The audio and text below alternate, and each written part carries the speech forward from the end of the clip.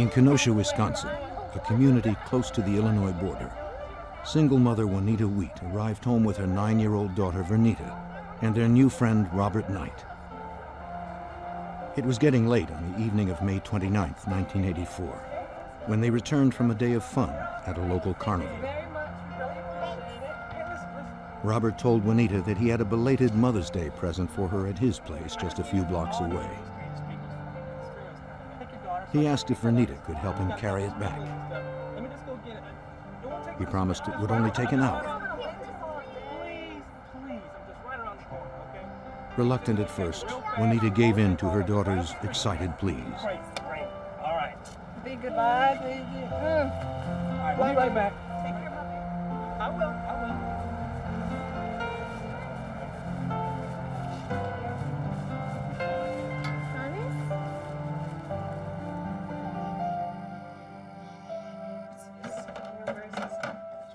As it approached midnight, Robert and Vernita had not yet returned. Juanita was anxious about leaving her apartment to look for her daughter. If Vernita arrived to an empty home, the young girl might panic. But the worry became too great. Juanita decided to go and find her daughter.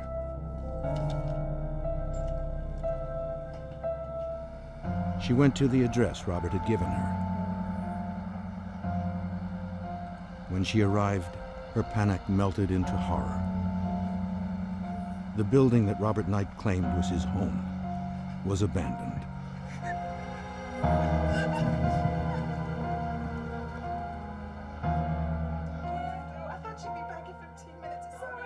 Not knowing where else to turn, Juanita went to her friend Ellen Reeves for help. Concerned for the safety of her friend's daughter, Ellen insisted it was time to contact the police.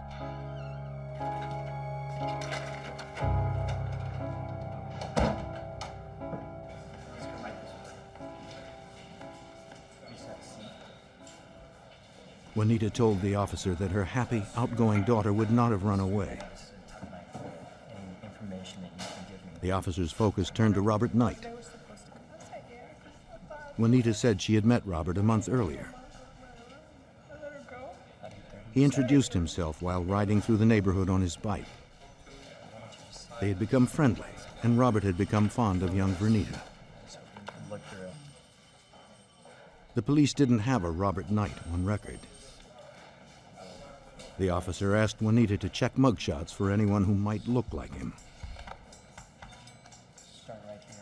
Juanita scanned 2 books of photos.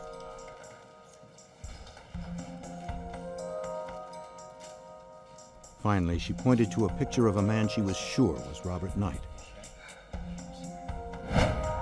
Officers determined that the person Juanita had identified as Robert Knight was really named Alton Coleman. Investigators called the FBI.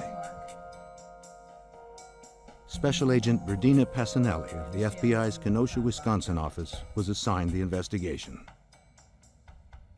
But the FBI always gets involved when children of tender years disappear under unusual circumstances, and this was clearly one of those.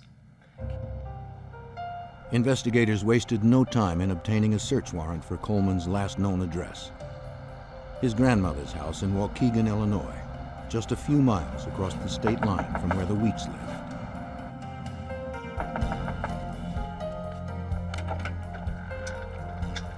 A young woman answered the door.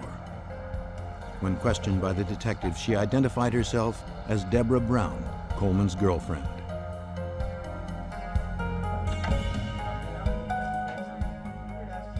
At first, Brown was reluctant to answer any questions about Coleman or his whereabouts. She said she had been living at the residence for a year, providing home care for Coleman's nearly blind grandmother.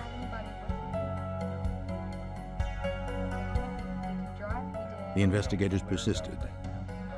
They finally convinced Debra to cooperate. Do you know his whereabouts right now? She told them that Coleman had been gone all night, but came home alone at about 8 o'clock in the morning. He had come by to change into a suit for a court appearance later that morning. Can you tell me the last Coleman had been charged with raping a 14-year-old girl at knife point.